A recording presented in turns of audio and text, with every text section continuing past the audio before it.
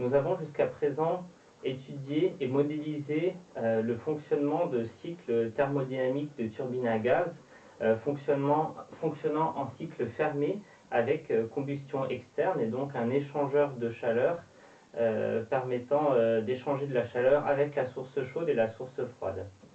Or, la plupart des cycles thermodynamiques de turbines à gaz, comme indiqué en début de chapitre, fonctionnent en cycle ouvert avec combustion interne. C'est-à-dire que en entrée du cycle, avant le compresseur, on aspire de l'air dans les conditions atmosphériques. En sortie de compresseur, cet air qui a été donc comprimé et réchauffé par la compression va être mélangé à un carburant qui est injecté dans cette chambre de combustion. Le carburant va brûler en utilisant l'air comme comburant, ou plutôt l'oxygène présent dans l'air. La combustion va donner lieu à un apport de chaleur à pression constante, ce qui va augmenter la température et modifier la nature chimique du fluide pour en faire des fumées. C'est-à-dire qu'une partie des espèces chimiques ont changé dans le fluide de travail. On va donc ressortir de la chambre de combustion avec des fumées chaudes qui vont être détendues dans la turbine puis être évacuées par un échappement. Alors le fait de passer d'un cycle fermé à un cycle ouvert avec combustion interne change un certain nombre de choses et on peut se reposer les questions si les hypothèses de travail qu'on a prises pour notre modélisation d'un cycle fermé sont toujours valides. Il y a notamment deux questions principales qu'on va pouvoir se poser, mis à part le fait qu'il manque un élément, c'est-à-dire le refroidissement avec la source froide. La première question importante, ou remarque importante qu'on peut faire, c'est que le débit n'est plus le même de partout dans le cycle. En effet, le débit qui passe à travers le compresseur correspond uniquement au débit d'air, mais à ce débit va s'ajouter un débit de carburant dans la chambre de combustion, et le débit de fumée qui va sortir de la chambre de combustion sera donc la somme du débit d'air et du débit de carburant. Donc ça, c'est une première chose. La deuxième chose, comme on l'a mentionné précédemment, c'est que la nature chimique du fluide va être en tout cas partiellement modifiée.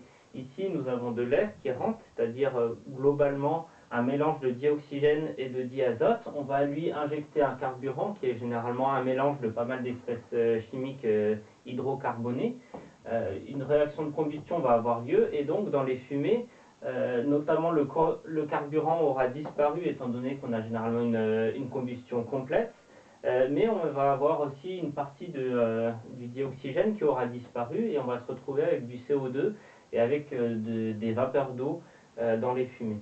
Et donc le changement de nature chimique du fluide peut donner lieu à des changements de propriétés thermophysiques et notamment les capacités thermiques massiques Cp et Cv et leur ratio, c'est-à-dire le coefficient de la place gamma qu'on a utilisé dans la description thermodynamique du cycle.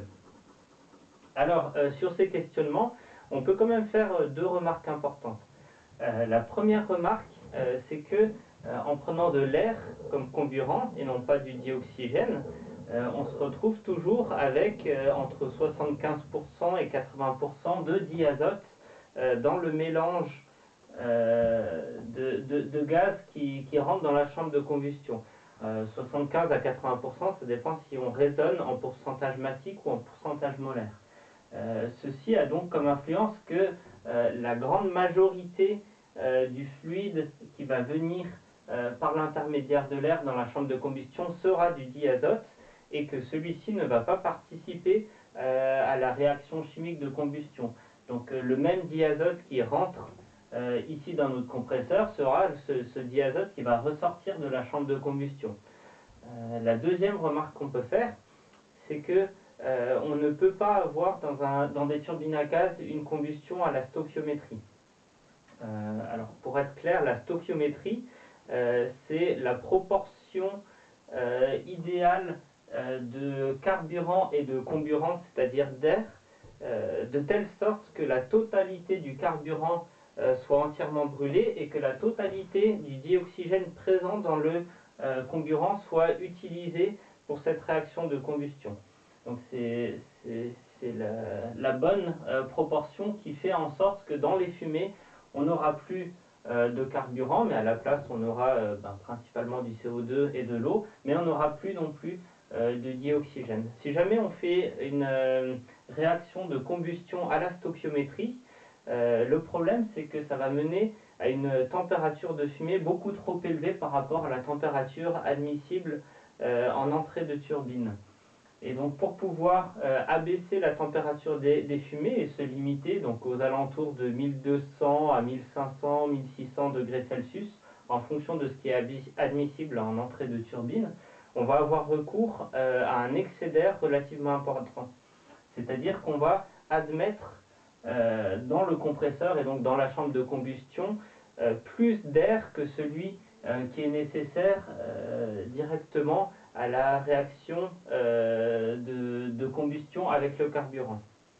Le fait de rajouter de l'excès d'air va encore ajouter du gaz dont la nature chimique ne va pas changer à l'intérieur de la chambre de combustion. C'est-à-dire que tout l'air en excès va se retrouver directement dans les fumées, que ce soit le diazote ou le dioxygène supplémentaire qui sera donné.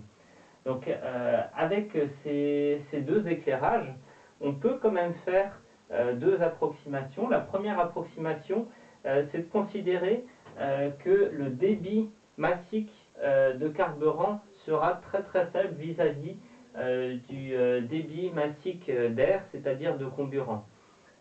Ça, c'est déjà vrai c'est déjà assez vrai dans une réaction de combustion à la stoichiométrie. C'est encore plus vrai grâce à l'excès d'air.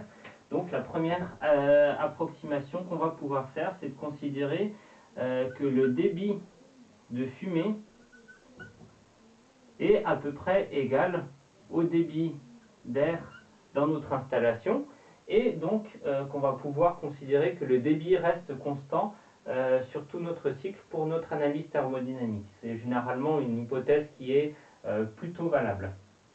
La deuxième conclusion qu'on peut faire de ce qu'on a dit, c'est que la nature chimique finalement dans les fumées va assez peu changer. C'est qu'une petite proportion des fumées qui va changer de nature physique, mais la très grosse majorité de la composition des fumées correspondra toujours à la composition de l'air qui va venir en entrée, parce que c'est le cas pour le diazote et aussi pour une partie du dioxygène, celui qui est en excès.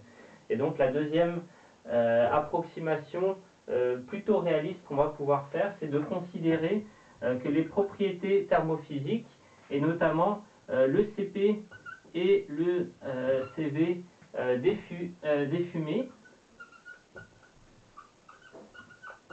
restent à peu près égales à celles concernant l'air.